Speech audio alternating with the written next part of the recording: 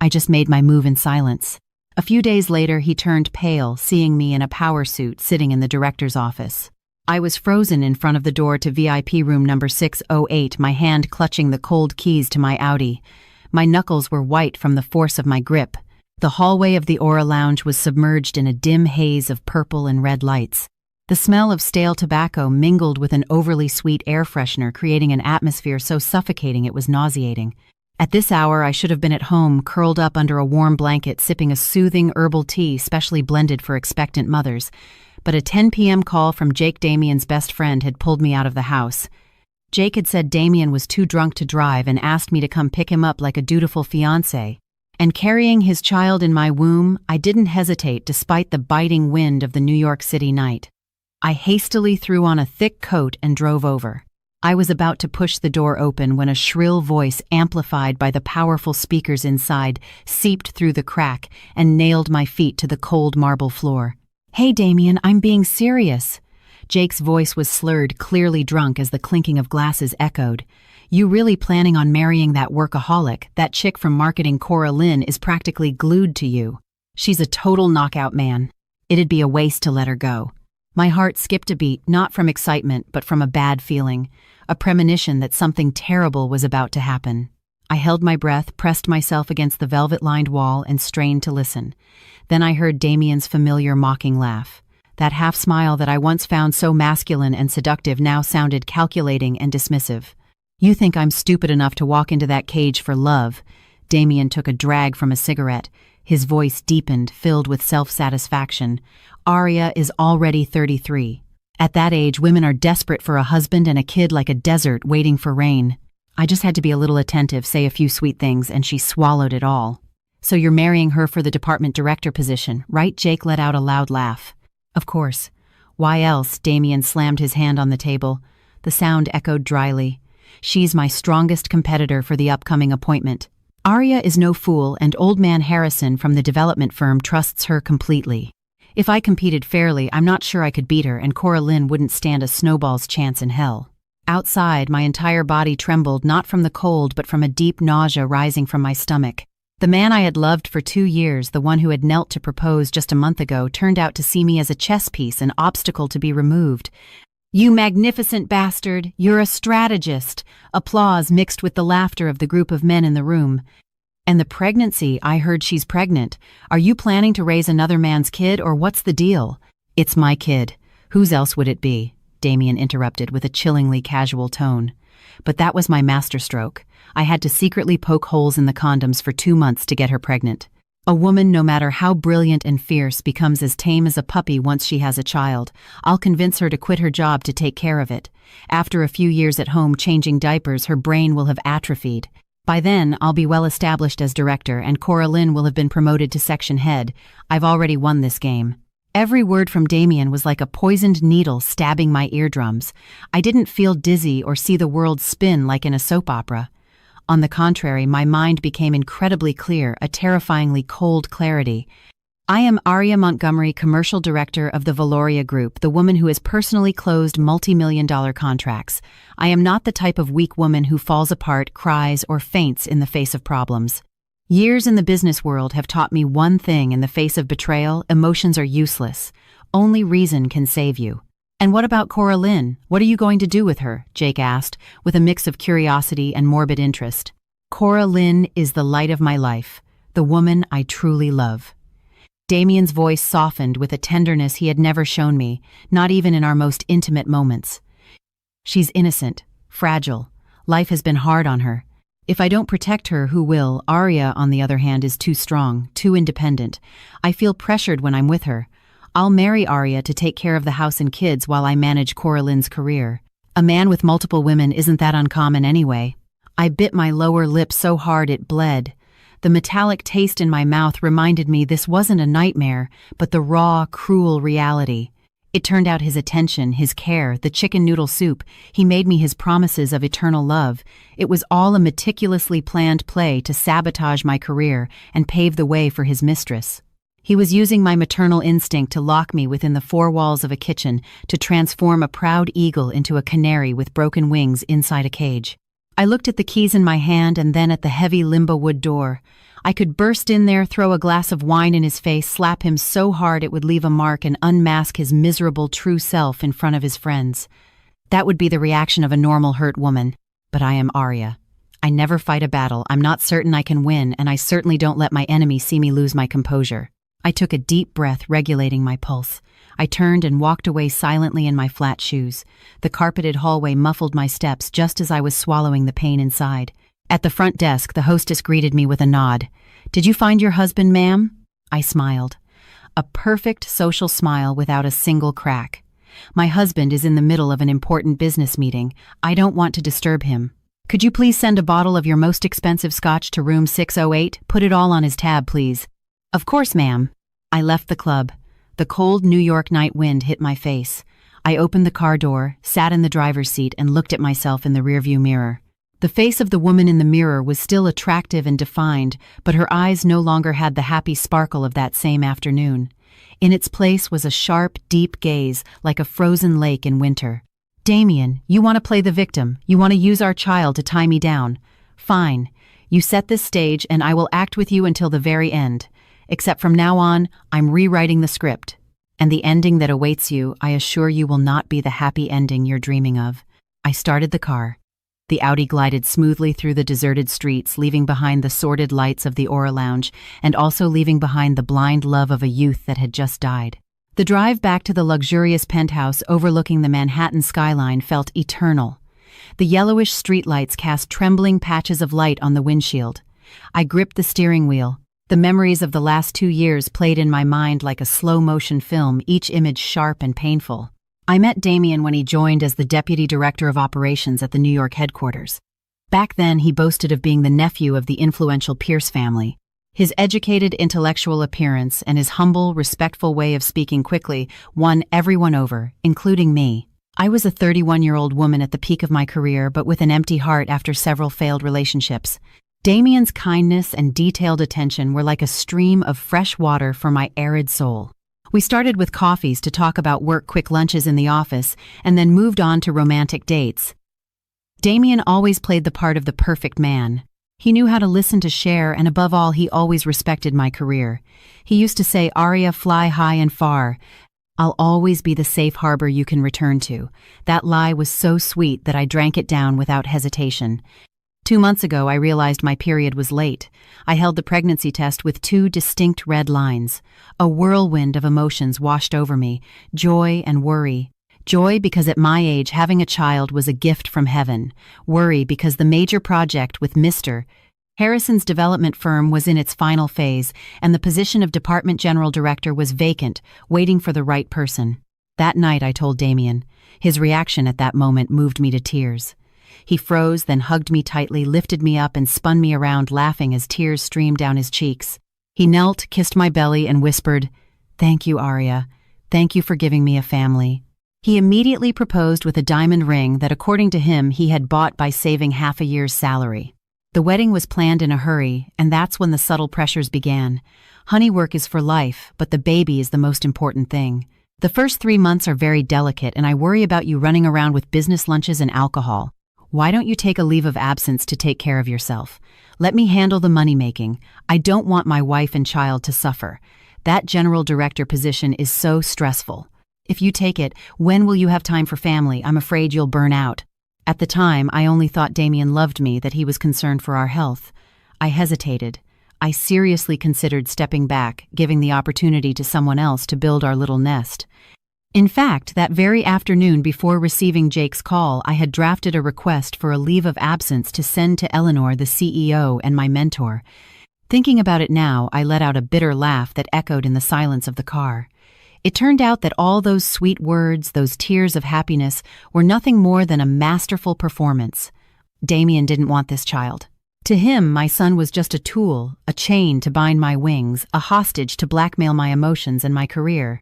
He knew perfectly well that if I didn't voluntarily withdraw with my capabilities and the support of the main shareholders, he and his mistress, that Cora Lynn would never have a chance to sit in that seat of power. Cora Lynn, a name that sounds so fragile. I remembered that new employee who had been in marketing for 6 months, petite with an oval face and eyes that always looked like they were about to cry. Cora Lynn messed up everything she did. Her reports were full of errors, and she stumbled when speaking to clients. Every time a superior reprimanded her, she resorted to crying, lamenting her difficult family situation, her elderly mother and her younger siblings to evoke pity. I once warned Damien about Cora Lynn's incompetence, but he simply dismissed it, saying I was being too harsh, that the girl was young and needed time to learn. It turns out her learning time was spent in my fiancé's bed. The light of his life, his ideal love, the type of woman Damien liked, was the classic damsel in distress, who plays weak so men can play her protector, but who is full of ambition behind your back, ready to snatch what doesn't belong to. And her. The car entered the building's garage. I turned off the engine and sat in the dark for a few more minutes. I placed a hand on my belly. There, a tiny being was forming. It was innocent, but its father was too cruel. A ruthless question appeared in my mind. Should I have this baby? If I had him, he would always be the tie that bound me to that miserable man. He would use the child to disrupt my life, claiming his rights as a father, demanding part of my assets, fighting for custody. I would have to deal with the scheming, fake Pierce family forever. Besides, to bring a child into the world without being able to give him a complete family, to let him grow up with a father who sees him as a tool, wouldn't that be an even greater crime? But if I had an abortion, he was my own flesh and blood. Hot tears sprang from my eyes, rolling down my cheeks. It was the first time I had cried since leaving the club. I cried for that little life that hadn't even been born and was already a pawn in his father's hands. I cried for my blind love, and I cried for the painful decision I was about to make. I wiped my tears and recomposed my expression in the rearview mirror. I couldn't be weak. This was no time for sentimentalism. I needed proof. I needed to confirm the condom conspiracy Damien had boasted about. I opened the car door and got out. The sound of the door closing was firm, as if I were closing an old chapter of my life. The elevator took me to the 25th floor. The penthouse was spacious and quiet. I went straight to the bedroom and turned on all the lights. Everything was tidy, just as I had left it. The enlarged photo from our engagement shoot hanging over the bed seemed to mock me. Without even glancing at it, I went to the nightstand on Damien's side. Damien was very meticulous. He always kept his personal items in the top drawer. I opened it. A box of extra-thin Durex condoms was in a corner next to some vitamins he used to take. The box was open. Only 3 remained. I picked up the box with slightly trembling hands, took it to the bathroom, and filled the sink with water. Under the bright, glaring white light, the silence was so absolute, I could hear my heart pounding in my chest. I opened the wrapper of the first condom. It looked completely normal, smooth, with no suspicious signs. I turned on the faucet and let water flow into it. It swelled like a small water balloon. I held my breath, watching. 1 second, 2 seconds, tick-tock. Tiny droplets of water began to seep through the tip, not in one place, but in 3 or 4 minuscule, precise holes, clearly made with a sharp object like a needle. I tried the second and then the third. The result was identical. They were all subtly punctured. Without a close inspection with water, it would be impossible to detect with the naked eye. A chill ran down my spine. This wasn't an accident. It was a calculated, meticulous plot down to the last detail. Damien had planned this for a long time, patiently executing it every day, just waiting for me, his prey, to fall into the trap. He not only wanted to destroy my career, but he also wanted to manipulate my body, my autonomy. He disregarded my reproductive health, disregarded the child's future, all to achieve his despicable goal of promotion. I looked at the broken condoms in the sink, the water dripping the images of Damien, carefully giving me vitamins, helping me walk, caressing my belly, appearing like scenes from a horror movie. Behind that intellectual smile hid the heart of a snake. I gathered all the evidence, threw it in the trash, and washed my hands with soap, scrubbing so hard my skin turned red. I wanted to wash away any trace, any filth related to that man. Back in the bedroom, I sat on the edge of the bed and picked up my phone. It was midnight. I sent a message to Eleanor, the CEO. "Eleanor, I need to see you urgently tomorrow. It's not about work, it's personal. I need your help." Eleanor replied instantly. It seemed she wasn't sleeping either. "Of course, Aria. 8 a.m. at our usual coffee shop. It's serious. Very serious. It affects my survival," I replied curtly. Then I opened my contacts and looked up the number of a prestigious private gynecological clinic. I stared at the numbers for a long time. Reason told me to call, but my mother's heart twisted in pain. But then the image of Damien's smug face at the club flashed back in my mind. Arya will become as tame as a puppy. No, I am not a puppy. I am a wolf, and a wolf never lets others decide her fate. I made an appointment with a specialist for the next afternoon, the Reason consultation on pregnancy termination. Once everything was done, I lay down, but I couldn't sleep. I opened my personal safe and took out my savings books and the deed to the house. I bought this penthouse before I met him. It's solely in my name. The car is also mine, and the money in my account is the fruit of 10 years of hard work. Damien hadn't contributed a single cent aside from some tacky gifts bought with his bonuses, which were probably also embezzled from the company. Luckily, we weren't legally married yet. He wanted to wait until the pregnancy was more advanced, or until he got promoted to have a proper wedding. His calculated indecisiveness had unintentionally become my escape route. The only bond now was the baby and the fictitious title of fiancé. Around 2 a.m. I heard the door open. Damien was back. I closed my eyes, pretending to be fast asleep. His hesitant steps entered the room. A strong smell of alcohol filled the air. He stood by the bed looking at me for a while. I could feel his gaze. It was no longer that of a lover, but of a hunter, observing his prey caught in the net. He leaned down and gave me a light kiss on the forehead, whispering in his fake slurred voice, "Sleep well, my sweet, naive little wife. Thanks for clearing the way for me." Then he went to the bathroom. The sound of running water drowned out the grinding of my teeth in the dark. The next morning, I woke up earlier than usual. I carefully applied my makeup, hiding the dark circles, and chose a burgundy power suit, a color Damien disliked because he said it was too aggressive. Damien was still sleeping like a log, his mouth open, a posture I once found endearing. I looked at him one last time without a trace of affection. "Wake up, honey. Time for work." I shook his shoulder gently with a sweet but icy voice. "I'm going to submit my leave of absence request today, just like you wanted. Are you happy?" Damien sat up still, half asleep, but his eyes lit up at my words. "Really, my love, that's the right decision. Rest at home and get strong. I'll take care of everything at the office." "Yes, I'll let you take care of it," I smiled. A smile as sharp as a razor. "And you'd better do a good job, because from now on you'll have to fight hard to keep your position." Damien looked at me confused, not understanding my jab. He thought I was joking, so he laughed and hugged me for a kiss. I dodged him gracefully and grabbed my purse. "I'm going to see Eleanor. Goodbye." I walked out the door with my back straight and my head held high. The real war had just begun, and this Arya Montgomery, once she enters a battle, only knows victory, never a draw, and certainly not defeat. The coffee shop, hidden in a small alley shaded by century-old trees, was our usual refuge from the office bustle. Eleanor was already there. A steaming latte sat on the table. She was 5 years my senior, and the serene beauty of a successful woman emanated from her calm demeanor and intelligent gaze. I sat across from her and, without preamble, placed the leave of absence request on the table. "Have you really decided to quit?" Eleanor frowned, glancing at the document. "The Harrison project is at its most critical point. Without you, I'm afraid Damien won't be able to handle it."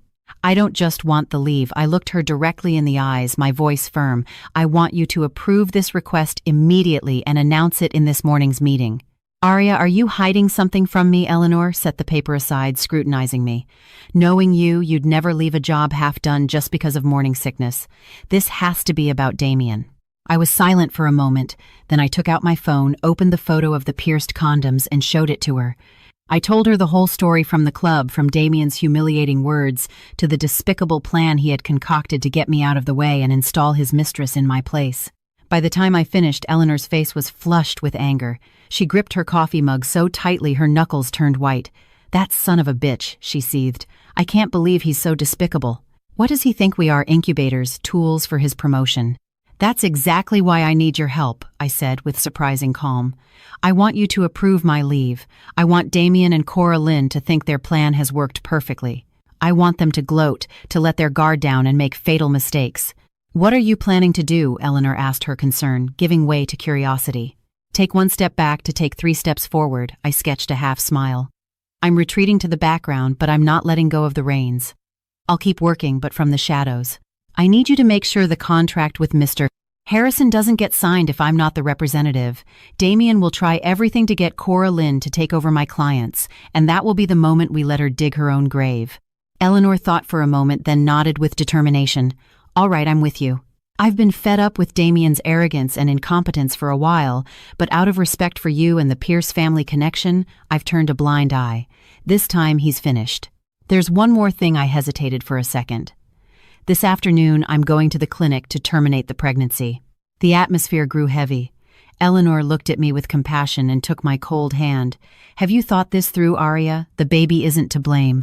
I know. I swallowed a bitter lump in my throat. But I can't bring a child into this world to become a weapon of revenge or the chain that ties me to a miserable man. I want to cut all ties with Damien, suffer once, and be done with it forever. Eleanor squeezed my hand. Her firm gaze gave me strength. I respect your decision. Whatever you do, I'm on your side.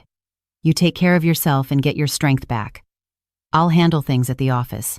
I'll play my part perfectly. Thank you, Eleanor. I smiled, feeling a little lighter. So, it's settled. This morning in the meeting, I'll pretend to be sorry, but I'll say that for your health, I'm forced to accept, and I'll make sure to emphasize that your entire portfolio of VIP clients will be managed by Damien and Cora Lynn. Don't worry, I'll play along perfectly, Eleanor winked, regaining her usual sharpness. Get ready for a good show. Leaving the coffee shop, I felt as if a weight had been lifted from my shoulders. I had an ally, the most powerful and influential one in the company. Now it was time to return to the Wolf's Den to begin my performance. I walked into the conference room at 9 a.m. sharp. The murmur of conversations immediately died down upon my arrival. Damien was presiding at the head of the table, as Eleanor hadn't arrived yet. His eyes shone with self-satisfaction, but his mouth still feigned concern. Arya, if you're tired, you should stay home. Don't push yourself by coming to the office. I didn't answer him. I went straight to my usual seat, to the right of the CEO's chair. Cora Lynn, sitting in a corner of the table, glanced at me before shooting a complicit look at Damien. The door opened, and Eleanor entered with her usual air of authority. Everyone stood up. Eleanor gestured for us to sit and got straight to the point. Today I have an important announcement to make, Eleanor said, holding my leave request with a somber expression. Director Arya Montgomery, for personal health reasons, requires a long-term leave to care for her pregnancy. Although this is a great loss for the company at this crucial stage, management has decided to prioritize the health of our employees. Therefore, I have approved her request effective tomorrow. A murmur spread through the room. Everyone turned to look at me with a mixture of surprise and pity. I lowered my head, playing the role of a weak woman resigning herself to her fate. Thank you, Eleanor, and thank you to the board for your understanding, I said in a slightly trembling voice. I'm sorry I can't continue to fight alongside you on this project. I hope you'll all continue to strive to achieve our goals. Damien jumped up, unable to hide his smile. Don't worry, everyone. Even though Arya is leaving, I'm still here. I will take charge of the commercial department in her name. My wife has worked hard enough. Now it's her turn to rest. He deliberately emphasized the words, my wife, to assert his ownership and project the image of a model husband. I felt like throwing up, but I maintained a forced smile. As for staffing, Eleanor continued, her gaze sweeping over Cora Lynn, who was shrinking in her corner. Arya's workload is enormous. Damien won't be able to handle it all alone. Therefore, I propose transferring Arya's portfolio of VIP clients to Miss Cora Lynn Vance under Damien's supervision. Miss Vance is a young and dynamic employee, and this is an opportunity for her to prove her worth. Cora Lynn, as if she couldn't believe her ears lit up, stood up and bowed several times. Thank you, Miss Hayes, for your confidence. I promise to do my best not to disappoint you or Mr. Pierce. All right, Eleanor gestured with her hand. Arya hand over the files to Cora Lynn right after this meeting. When the meeting ended, everyone left. Damien stayed behind and patted my shoulder, whispering, See, even Eleanor supports Cora Lynn. You rest at home and take care of yourself. I'll tell Cora Lynn to stop by your office to pick up the documents now. I followed Damien's back with my eyes until he disappeared. The smile vanished from my face. He was in such a hurry to snatch my achievements that he couldn't wait another second. 5 minutes later, Cora Lynn knocked on my office door. She entered with false shyness, but her greedy eyes were fixed on the file cabinet behind me. Miss Montgomery, I'm here for the file transfer, she said in a low voice. Sit down, I motioned to the chair opposite me without looking up as I continued packing my personal belongings into a cardboard box. The entire client list and ongoing contracts are on this flash drive. I'll email you the password. Cora Lynn took the flash drive as if it were gold stroking it. "Miss Montgomery, I know you're sad about having to leave work, but don't worry, I'll take good care of your clients. Damien says, I have talent that I just need a chance to shine." I stopped what I was doing and looked her directly in the eye. Cora Lynn, being in sales isn't just about drinking wine at business lunches and flirting with men. My clients are sharks. Do you think you have what it takes to play with them? Cora Lynn was intimidated by my gaze but quickly regained her arrogance. "Don't you worry so much. With Damien's guidance, I'm sure I'll do fine. Nowadays, talent is one thing, but what's important is knowing how to use your connections. You're very good, yes, but men get scared of women who are too strong. I'm different. I know how to please them." Her words were an open declaration of war. She was no longer hiding her ambition. She believed I was finished, that I was the loser, and that she no longer had to show me respect. Well, congratulations. I closed the cardboard box and stood up. "I hope you please them as much as you please my fiancé. But remember what I'm telling you. Sitting in this chair is easy. The hard part is staying in it. Don't let it be that when you fall, there's no one there to pick you up." Cora Lynn grimaced, stood up and walked to the door with the flash drive. "Thanks for the advice. Go home and make dinner. Your time is over." I watched her swaying figure and smiled to myself. She had the flash drive, but she didn't know that the truly important clients, the key contacts, weren't on it. The list she had received was an empty shell, or contained only the most difficult and problematic clients that I had deliberately left for her as a welcome gift. I left my office with the box in my arms. The employees looked at me with pity. I smiled and said goodbye. This wasn't an end, but the beginning of a purge. I would be back, and the day of my return would be Judgment Day for that adulterous pair. Before leaving, I stopped by the office kitchenette to pick up a personal thermos I had forgotten. As I approached, I heard giggles inside. It was Cora Lynn's voice and that of a few administrative assistants known for their gossip. "Girl, that Aria, she's so fierce." And in the end, Damien sent her home to raise kids. Of course, Cora Lynn's voice was shrill and smug. If women spend all day working and neglect their appearance, it's normal for their husbands to get tired. Men fall in love with their eyes. She thought she could hold on to him just by making a lot of money. Ha! Damien only saw her as an ATM. And the pregnancy, I heard Damien was pampering her so much. Pampering her, Cora Lynn laughed scornfully. It was all a strategy. Damien told me he had to do it so she would hand over power docilely, otherwise it would have been impossible to pull the chair out from under her. Now she'll be at home with her deformed, ugly belly. And Damien will have the perfect excuse to be with me. Blood rushed to my head. I grabbed the doorknob, ready to go in and teach her a lesson she wouldn't forget. But reason stopped me. No, it wasn't time yet. If I made a scene, they would label me a hysterical, jealous woman, and she would once again play the role of a defenseless victim. I took a deep breath, let go of the knob, and made a loud noise with my steps. The laughter stopped abruptly. I pushed the door open and walked in with an impassive face, as if I hadn't heard a thing. Cora Lynn and the others stared at me, pale as paper. Cora Lynn was holding a glass of water and her hand was trembling so much that she spilled some. Completely naturally, I went to the shelf, grabbed my thermos, and turned to face Cora Lynn. She avoided my gaze, pretending to wipe the water off the counter. "Cora Lynn," I called her. My voice was soft but full of authority. "Yes, Miss Montgomery," she stammered, forgetting her earlier cocky tone. "You're right," I smiled and stepped closer to her. "Men fall in love with their eyes, but you forget one thing: beauty fades. Only intelligence and character endure. You used your beauty to seduce Damien to steal what doesn't belong to you. But are you sure you can hold on to him forever? Or when you get old and ugly, will he look for someone younger and fresher to replace you just like he's doing with me?" Cora Lynn's face went from red to white. She bit her lip, unable to say a word.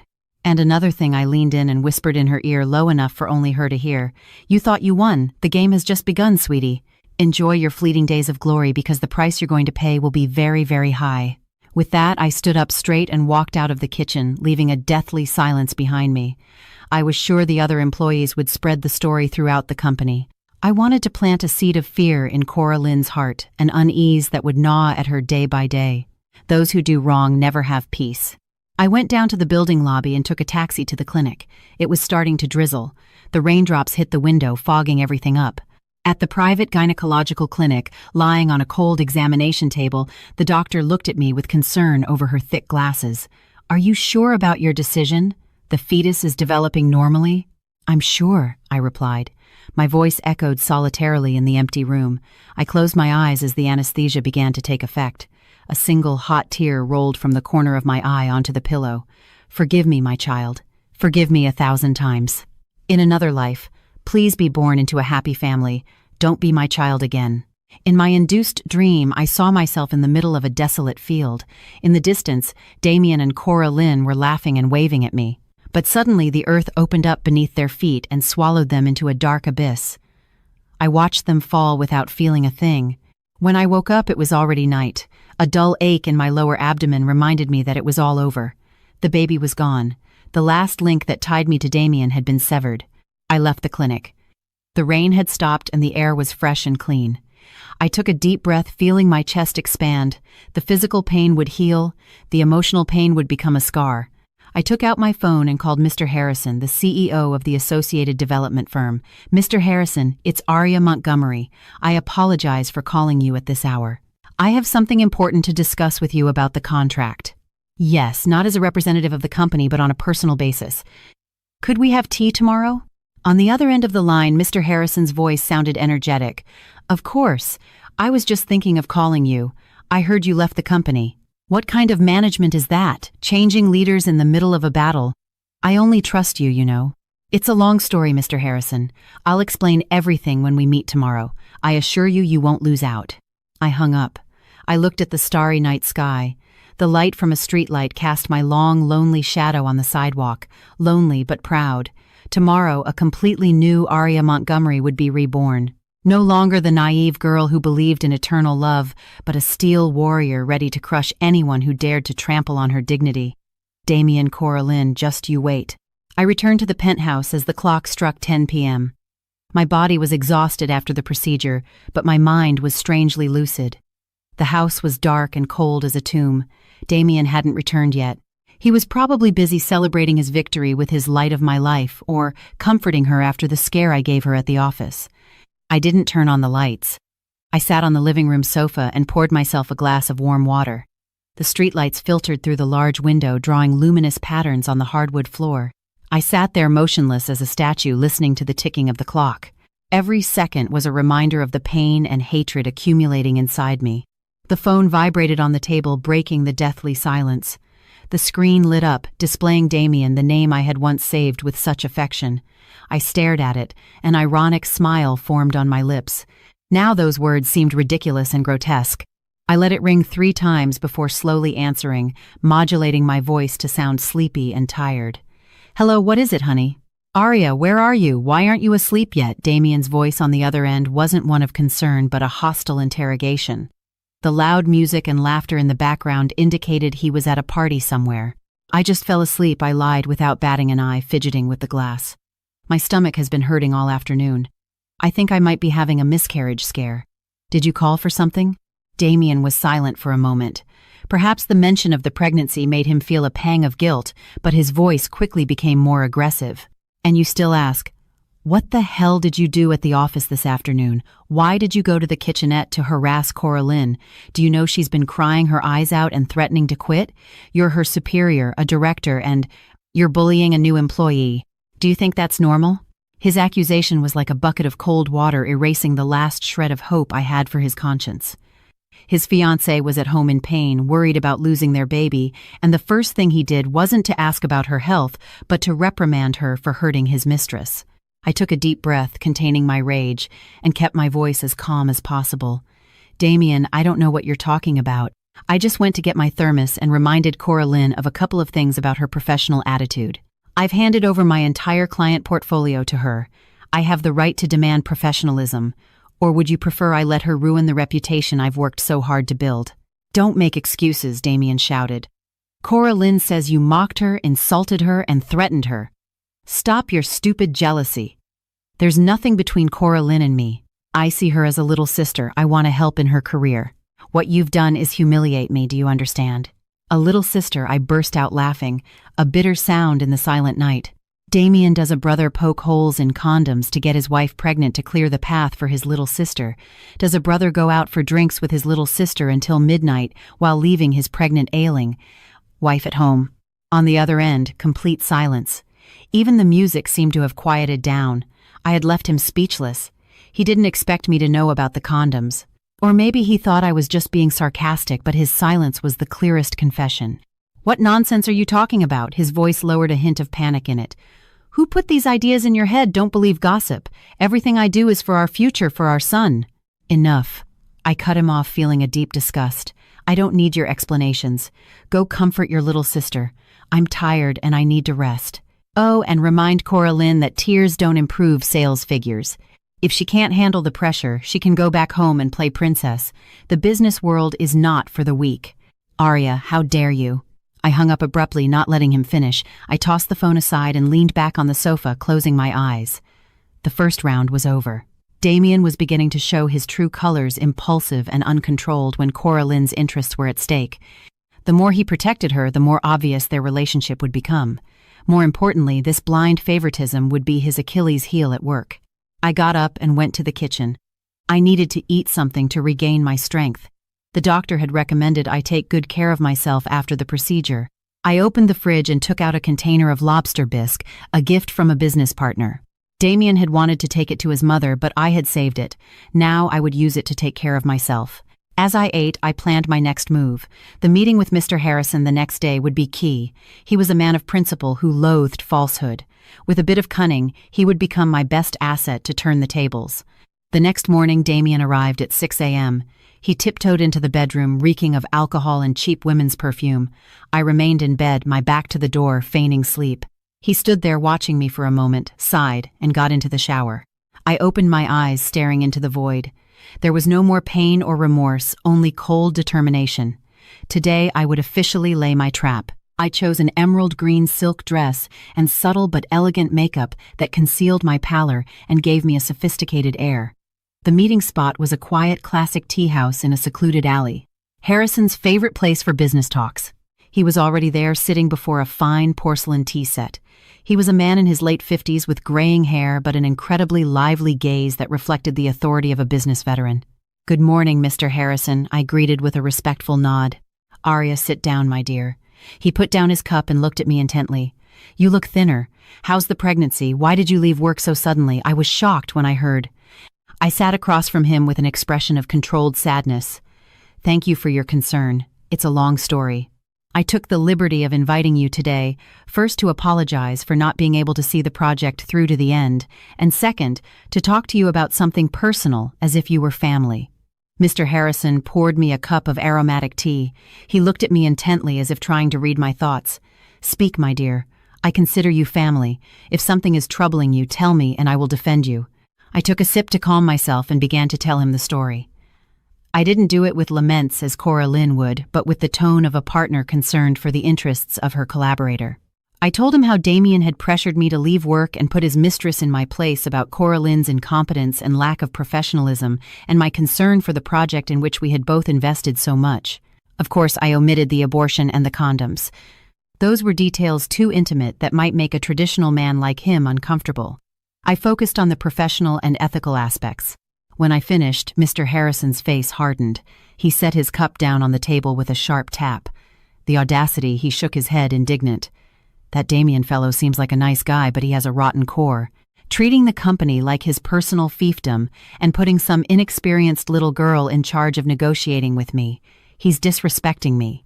I've tried to reason with him, but he won't listen," I said with a sigh and teary eyes. "He says that Coraline, being young and knowing how to handle clients, will do better than me, that with the pregnancy, I'm slow and clumsy. I'm just worried his grand project will be ruined." Knowing how to handle clients, Mr. Harrison let out a contemptuous laugh. "I need partners with brains and vision, not dolls who serve drinks. This project is worth millions. One mistake could be fatal." Seeing my opportunity, I slid a small envelope towards him. Inside wasn't money, but a detailed draft of the business plan for the second phase that I had prepared, staying up late before my leave. "Mr. Harrison, this is all my effort poured into this project. Even though I'm no longer in charge, I wanted to leave it for you to consult. I don't want my personal problems to affect your interests. I only ask that you consider it carefully before signing with the new person in charge." Mr. Harrison opened the envelope and glanced at the pages filled with data and analysis. He nodded continuously with a mixture of satisfaction and regret. "Excellent.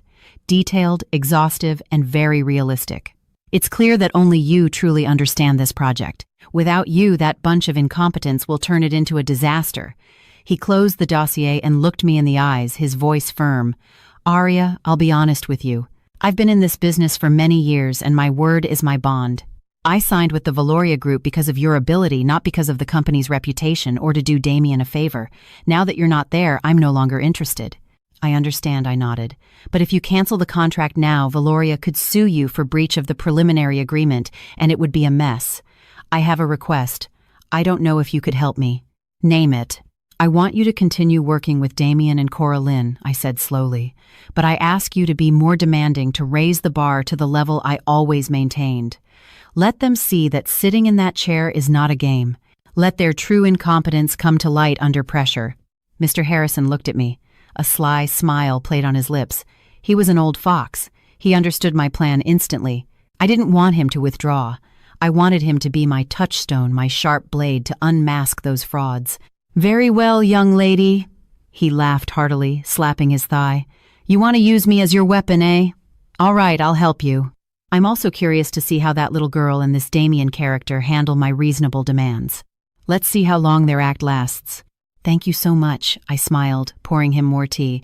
And don't worry, when this is all over, I promise to compensate you with an even more valuable contract.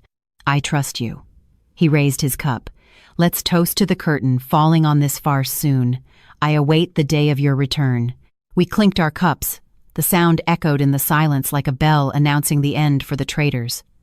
I knew that from that moment on, Damien and Coraline had unknowingly walked into a dead end.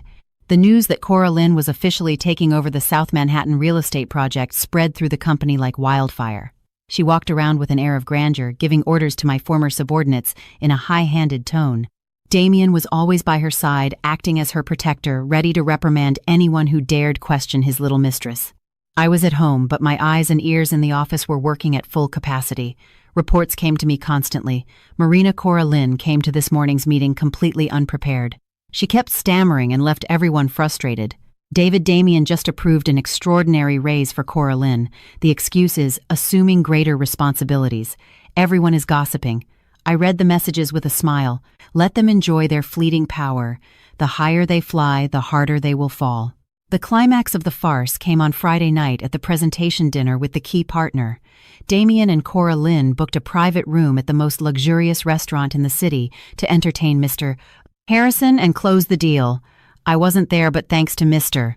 Harrison's vivid account and the recordings his assistant secretly sent me, I was able to reconstruct the disaster as if I were watching a movie. The evening began smoothly. Damien impeccable in his suit. Coraline in a low-cut dress and heavy makeup. But the trouble started with the appetizers. Mr. Harrison, following custom, raised his glass of red wine. A toast to this new collaboration. I hope Miss Vance will live up to Arya's standard and bring a fresh perspective to the project. Damien raised his glass, smiling, but Coraline remained still playing with her water glass. I'm sorry, Mr. Harrison, she said in a whiny voice. I can't drink wine. It's too strong and bitter. I'll just have water. The atmosphere froze. Mr. Harrison was left with his glass in the air. His smile vanished. In business, refusing the first toast from an important partner is an offense, a sign of disrespect. Damien, seeing the situation, quickly intervened. Please excuse her, Mr. Harrison. Coraline doesn't handle alcohol well, and she also has a skin allergy. I'll drink for her. He drank his glass and was about to drink Coraline's, but Mr. Harrison slammed his own glass on the table. Mr. Pierce, his voice was icy. I am toasting my business partner, the person responsible for my millions, not her escort. If Miss Vance is so fragile that she can't have one courteous drink, how will she handle the pressure of this job? Or when we go to the construction site, will she also be afraid of ruining her skin and stay in the car with the air conditioning on giving orders? Coraline flushed and then turned pale. Instead of apologizing, she resorted to her usual spoiled child tantrum, grabbing Damien's arm with teary eyes. Damien, he's scolding me. I told you I don't drink. That stupid gesture was the last straw. Mr. Harrison detested weak, dependent women. Fine, he said, fed up. Let's skip the wine. Let's get to the important part. Where is the business plan, Miss Vance? Present to me how you plan to develop the second phase. Nervously, Coraline pulled a dossier from her purse, but her lipstick fell to the floor. She began to read the document like a parrot, but it was an old plan she had hastily copied with outdated data that didn't match reality. After 5 minutes, Mr. Harrison couldn't take it anymore. He slammed the table and jumped to his feet. Enough, are you making fun of me? The data is wrong, the plan is a rehash. Is this how Arya's replacement works? Has the Valoria Group run out of competent people? Damien, pale as a ghost, tried to calm him down. Mr. Harrison, please listen to me. Cora Lynn is new and still learning. Then let her learn at home, he shouted, pointing at him. If you defend her, you're proving you're worthless too. Let me be clear, I am reconsidering this contract. I will not put my money in the hands of a bunch of incompetents. With that, he stormed out, ignoring Damien's pleas and leaving Cora Lynn crying her eyes out. The luxury dinner had turned into a total humiliation. The next morning, Mr. Harrison called me. His voice was still annoyed, but had a hint of satisfaction. You were right, Arya. You can't work with those people. I gave them a lesson yesterday they won't forget. I've announced that I'm suspending the contract signing and demanding an explanation from the Valoria Group. Your company must be in a panic right now. Thank you for playing your part, I laughed, feeling exuberant. Now it's my turn to enter the scene. Maintain that inflexible attitude. Only agree to meet when someone with the authority and ability to resolve this comes forward. Understood. I'll be waiting for your good news. I hung up and looked at myself in the mirror. The woman looking back at me was smiling, radiant, and confident. The time had come. Damien and Cora Lynn had dug their own graves. Now it was my turn to come back, clean up the mess, and reclaim what was mine. I sent a message to Eleanor. The fish has taken the bait. Get ready to ask for my help. The game was getting interesting. As expected, on Monday, the Valoria Group headquarters was in chaos. The tension was palpable. Employees tiptoed around whispering. Everyone knew the multi-million-dollar project with Mr. Harrison was on the verge of collapsing. Meanwhile, I was enjoying a quiet breakfast at home with a cup of chamomile tea. From 8 a.m. onward, my phone didn't stop ringing. First the administration department, then Damien. Even an unknown number I assumed was Cora Lynn's. I put my phone on silent, ignoring all the calls. I wanted them to savor the full extent of their helplessness and panic. At 10 a.m., the doorbell rang. On the intercom, I saw Eleanor with a feigned expression of concern. I smiled and buzzed her in.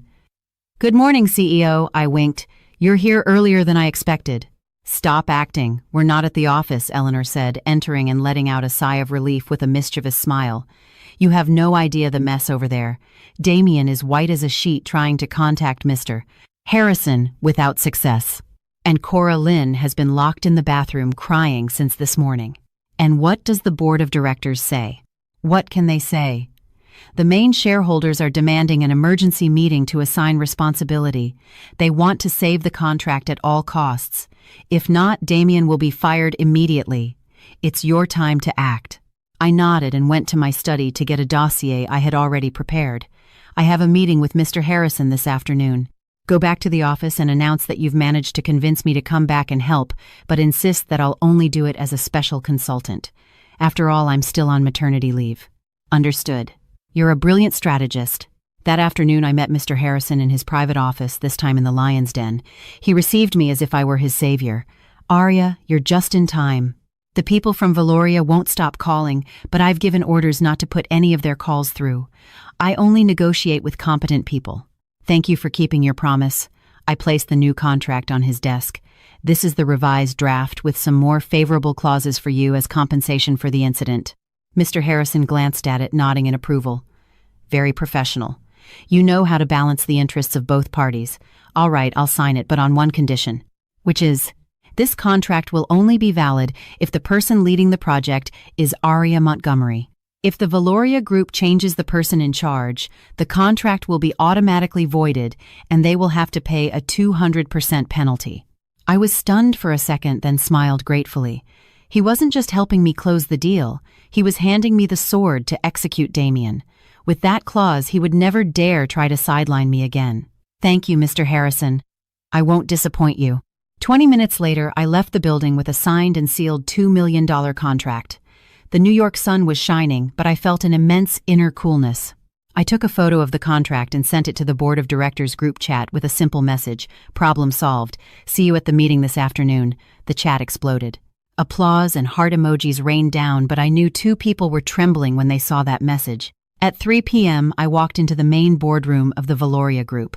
I wasn't wearing loose maternity clothes, but an elegant, fitted black dress with a white blazer. I wore low heels, but my presence radiated power. The room fell silent. Damien, sitting at the head of the table, had a haggard face and sunken eyes. Cora Lynn was beside him, her head down, not daring to look at anyone. I walked directly to my seat and dropped the contract dossier on the table. The thud sounded sharp, like a judge's gavel. The $2 million contract with Harrison Development has been signed, I announced, my gaze sweeping over the astonished faces. Mr. Harrison has agreed to overlook our little slip-up, but on the condition that I personally lead the project. Applause erupted. The shareholders and department heads looked at me with admiration.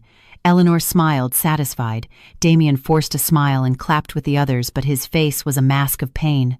Thank you, Aria, for your effort. I always said only you could solve this.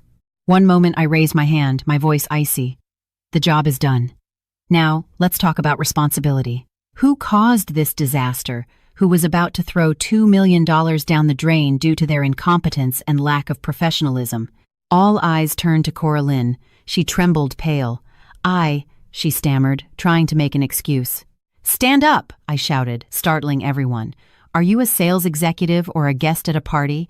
You go to a key meeting unprepared with erroneous data, and on top of that, you behave like a spoiled child refusing to toast. Do you think the business world is a daycare? I'm sorry, Miss Montgomery. I'm sorry, she broke down crying. It's just, I was tired that day and I don't have experience. If you don't have experience, don't be so greedy as to sit in a chair that's too big for you, I retorted harshly. Do you know how many people here have sweated blood to get this contract?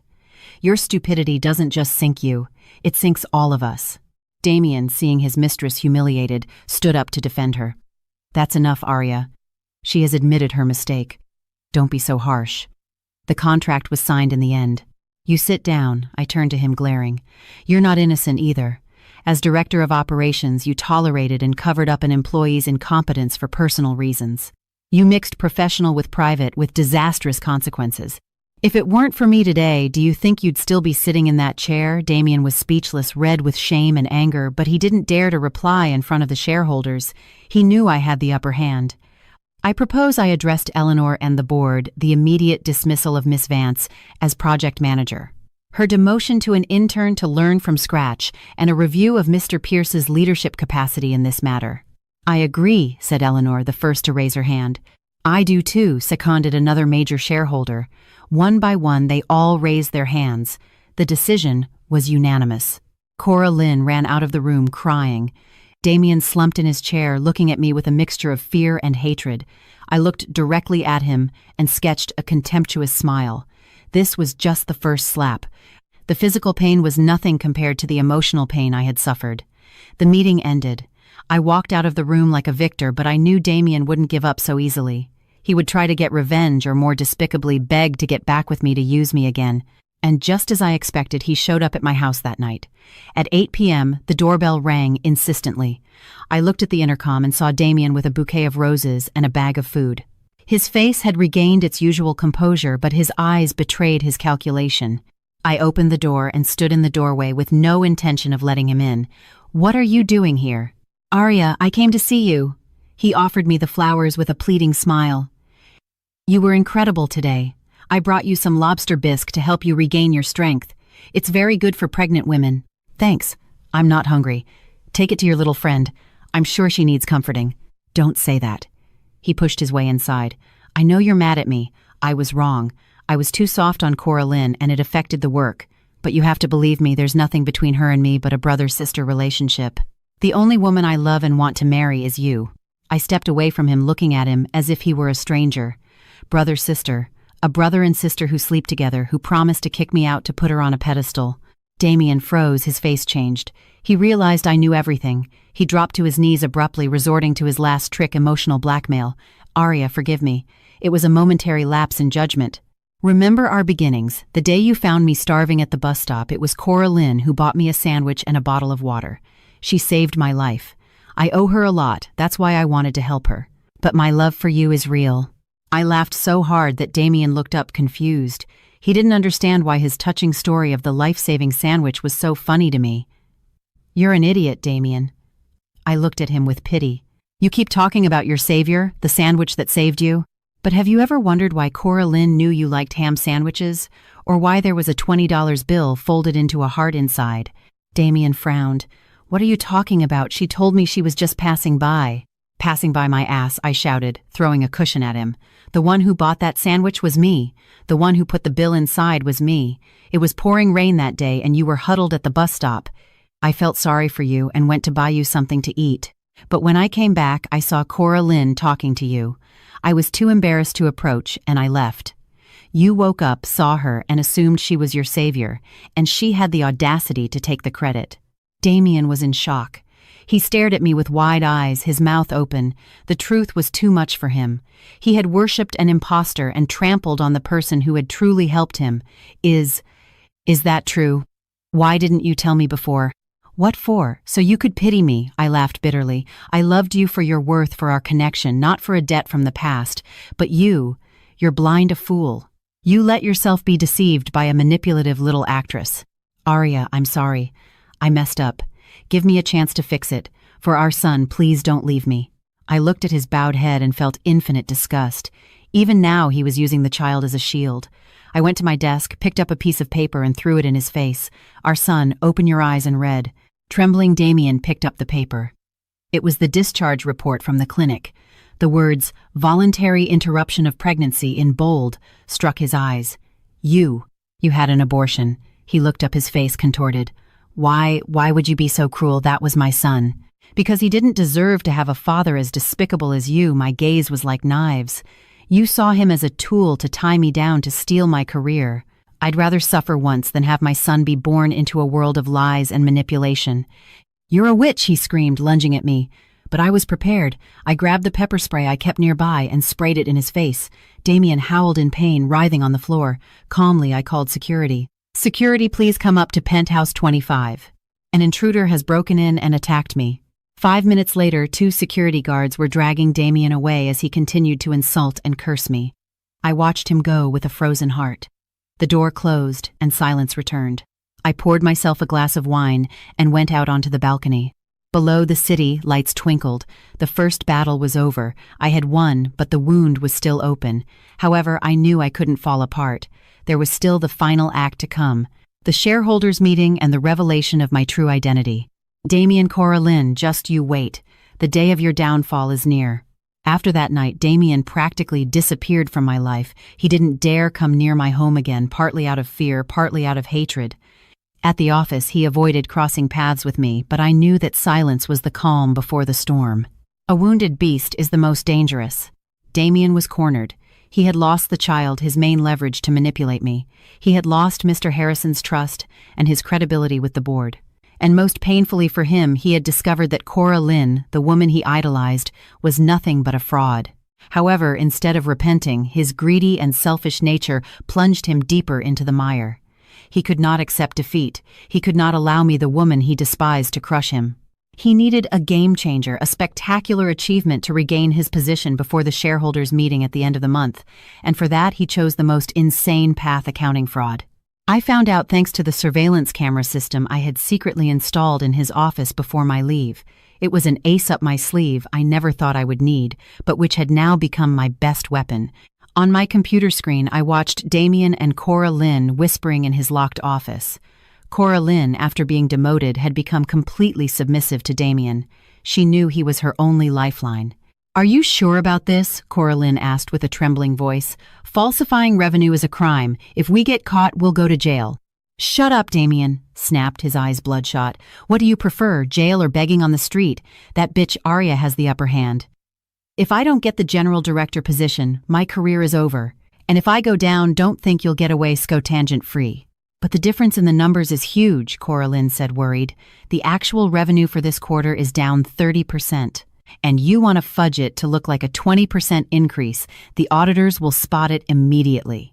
"Don't worry, I've already taken care of the auditors," Damien smirked maliciously. "The head of auditing is a drinking buddy of mine.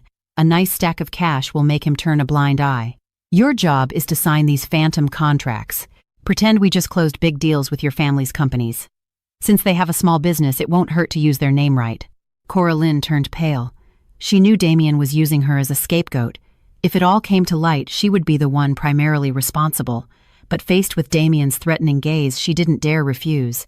Trembling, she signed the false contracts worth tens of thousands of dollars. Me, in front of the screen, I sipped my bitter coffee. That pair of fools was digging their own grave. They thought money could buy everything, even an auditor's integrity. But they didn't know that Damien's drinking buddy was actually a man I had planted. I called an unknown number. Mr. Durand the fish has bitten. Accept his money, but keep all the evidence, recordings, messages. I'll need you as a witness at the meeting. Don't worry, Miss Montgomery.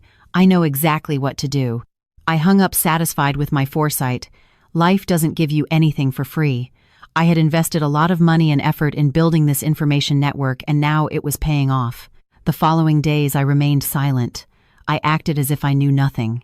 I continued going to the office, successfully managing Mr. Harrison's project, but without interfering in Damien's work. I let him have free rein, letting him believe he had fooled us all. Damien became increasingly arrogant. He paraded around the company, boasting of his fictitious achievements and promising extraordinary bonuses. People cheered him, but behind his back they shook their heads. Everyone suspected something was amiss. I watched him on his pedestal of lies and felt pity. He was like a moth drawn to a flame, thinking it was the light of success when it was actually the fire that would consume his life. 3 days before the meeting, the atmosphere at the Valoria Group was electric. Rumors of a change in top management were flying. Damien's camp was trying to buy votes while the neutral parties waited to see which way the wind would blow. I maintained a disconcerting calm. I went to the office, worked, and in the evenings I went shopping or to the spa. I wanted to be in top physical and mental shape for the big day, but my tranquility unsettled Damien. He had me followed, but the private investigator only reported back the boring routine of a single wealthy woman. That afternoon, I received a call from Eleanor. "Arya, come up to my office right now. A very important guest wants to see you." I was surprised. Who could it be? I tidied myself up and went to the top floor. When I entered the office, I froze. Sitting on the sofa was a middle-aged man with graying hair and a kind but imposing face. "Dad!" I exclaimed, emotional. Yes, it was Frederick Montgomery, the president of the Valoria Group, and my father. He stood up and opened his arms. I ran to hug him with tears in my eyes. Ever since I decided to hide my identity to carve out a future for myself, I had limited my meetings with him to avoid raising suspicion. I wanted to prove to him that his daughter could succeed on her own. "My foolish girl, you're so thin." He stroked my hair. "I'm sorry I let you go through all this alone. I know everything about that miserable Damien. Why didn't you tell me?" "I wanted to handle it myself, Dad. I didn't want to worry you." "My daughter's happiness is hardly a minor concern," he said seriously, though his eyes shone with love. "I was about to intervene, but Eleanor told me you had your own plan. But this time he has crossed the line. He has tarnished the company's name, and I cannot tolerate that." "Don't worry, Dad. I have all the evidence. At the meeting, I'll teach him a lesson he won't forget. I just need you to promise me one thing." "Name it. Let me be the one to unmask him. I want him to see that the one who defeated him wasn't the president's daughter, but Arya Montgomery, the woman he trampled on." My father looked at me, nodding with pride. "All right. My daughter has grown up strong and brave like your mother. I'll be in the front row, just another spectator enjoying your performance." We talked for a while longer. He told me that Damien's stepbrother, Ethan Pierce, an upright and capable man, had been secretly buying up company shares and had contacted him to collaborate. "Ethan will be a good ally for you. I've arranged for his appearance at just the right moment in the meeting." Leaving Eleanor's office, I felt full of confidence. I was no longer alone. I had Eleanor, Mr. Harrison, my father, and now Ethan. "Damien, what could you possibly throw at me?" The day of the shareholders' meeting arrived. The Valoria Group headquarters was decorated for the occasion. Luxury cars, shareholders, partners, and journalists filled the auditorium. I entered in a pristine white suit, a symbol of purity and justice. My presence captured everyone's attention. Damien was at the presidential table. When he saw me, he smiled smugly. With his falsified financial report, he believed victory was assured. Cora Lynn was sitting in the back, hunched over. She looked haggard and frightened. The meeting began. After the customary speeches, the key moment arrived. Damien took the stage and presented his report. He spoke of spectacular growth figures and non-existent contracts. The dazzled shareholders applauded enthusiastically. Thank you, Mr. Pierce. We will now proceed to the vote for the position of General Director, with you as the sole candidate, the moderator announced. One moment. A firm voice echoed through the hall. The door opened, and a handsome, determined man entered, followed by a team of lawyers and auditors. It was Ethan Pierce. Pardon the delay, Ethan said, taking the stage. I am Ethan Pierce, representing a new group of shareholders that owns 35% of the company, and I have something to say about that report. What are you doing here, Damien? Stammered Pale. I'm here to expose your fraud. That financial report is completely false. The auditorium erupted. You're lying. You're just jealous of me, Damien shouted. Security, get him out of here. Calm down, Damien. I stood up and walked to Ethan's side. Mr. Pierce is not lying. I was the one who provided him with the evidence. Damien looked at me incredulous. His ex-fiancée and his stepbrother, his two greatest enemies, united against him. Arya, you betrayed me. Betrayed, I laughed. You are the traitor. You betrayed my love, the trust of this company, and your own conscience. Now it's time for you to pay for it. I signaled to the auditors. They projected all the evidence onto the giant screen. The fake contracts with Cora Lynn's trembling signature, the messages bribing the auditor, the recordings of their conversations. Cora Lynn, seeing it, fainted. Damien stood petrified, sweating profusely. He knew he was finished. Shareholders, I said into the microphone, does a liar and a fraud like Damien deserve to lead this company? No, everyone shouted. Insults and water bottles rained down on him. Damien collapsed, kneeling on the floor. At that moment, my father entered the room. I declare, he said in a thundering voice, the immediate dismissal of Damien Pierce as Director of Operations and the referral of this case to the police. And I am pleased to introduce you to the new General Director of the Valoria Group, my daughter Arya Montgomery. The auditorium erupted in a deafening applause. While the echo of the clapping still resonated, the main door opened again. A group of police officers entered. Who are Damien Pierce and Cora Lynn Vance? The lead inspector asked. Damien, seeing them, tried to flee but stumbled and fell. Two officers handcuffed him. Damien Pierce, you are under arrest for embezzlement, document forgery, and fraud. The sound of the handcuffs was his sentence. He looked at me pleadingly, but my face was like ice. Cora Lynn, who had just come to try to escape, screaming her innocence, but she was apprehended. Arya, save me. I don't want to go to jail. I approached her now, looking like a cornered mouse. Cora Lynn, I warned you. You chose the easy path by trampling on others. Now you have to pay the price. No one can save you but yourself. The police cars drove away. My father calmed the shareholders and announced a new era for Valoria under my leadership. Alongside him and Ethan, I looked out the window. The sun was rising after the storm. A new beginning awaited me. Epilogue. 3 months later, the case of Damien and Cora Lynn was sentenced. Both received prison terms for their crimes. Damien's arrogance vanished in prison. His family disowned him. Cora Lynn, for her part, was shattered, her future forever tarnished. Under my direction and with Ethan's help, the Valoria Group prospered. One day I received a letter from Damien from prison. In it, he asked for forgiveness, acknowledging that his greed had destroyed everything he had. I read the letter and put it away. I didn't forgive him, but I let go of the hatred. A year later, at my father's 60th birthday party, we also celebrated Valoria's success, now one of the largest companies in the country. Are you happy, my daughter? My father asked me. Very happy, Dad, I replied, resting my head on his shoulder. One day while driving, I saw Cora Lynn in the rain at the same bus stop where it all began. She was wearing a street sweeper's uniform, looking gaunt. The once arrogant light of his life was now a shadow of her former self. My heart ached. The hatred had transformed into compassion. I stopped, got out with an umbrella, and gave her some money. Here, buy yourself something warm. We all make mistakes. The important thing is to know how to get back up, she cried, grateful and repentant. At that moment, I knew I had truly closed that chapter. Years later, recognized as one of the most influential businesswomen in America, I was asked in an interview what my secret was. Never betraying yourself, I replied, turning pain into strength. And have you found your safe harbor? The young journalist asked. I smiled. My safe harbor was my family, my work, my freedom. I glanced to the side of the set. There a man was waiting for me with a bouquet of sunflowers and a warm smile. It was Leo, a partner and friend who had been by my side for years, waiting patiently. I believe I said, looking into the camera, that my spring has just arrived. We left the studio together. The morning sun shone over New York City. It was a new day. I am Aria Montgomery. I fell, I suffered, I lost, but I rose.